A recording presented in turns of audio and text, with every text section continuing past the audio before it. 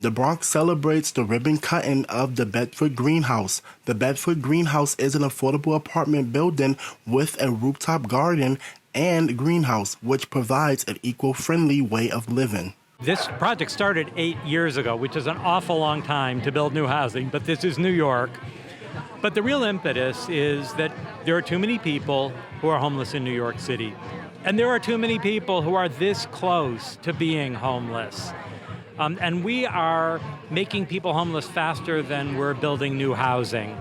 I mean, that has to change. And this building is a part of that change. And it's not, for me, just about giving people an apartment. They need to feel like they're connected to a community. And that's why we don't just have apartments, but we have the children's playground, and we have the rooftop greenhouse, and we have a community room with a kitchen.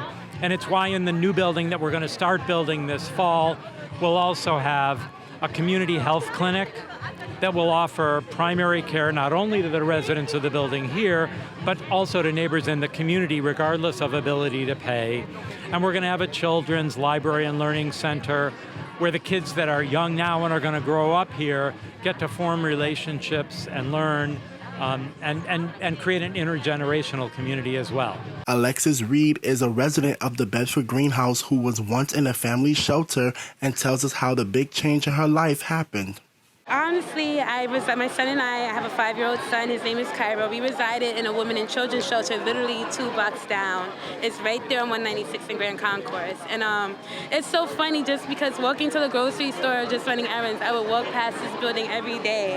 And it's just so ironic because I would really look at the building and I would say to my son, it'd be so cool if we got to live here. And so one day when I was in the shelter, my social worker recommended supportive housing to me. I have never heard of supportive housing before. I was very reluctant and hesitant because of the stigma surrounding mental health, so I was just very nervous and taken aback by it. But honestly, this is one of the best decisions I've ever made. This building is not only a step to helping New York City's homeless rate go down, but a way of making our ecosystem more healthy. For BronxNet, this is Kairi Moody.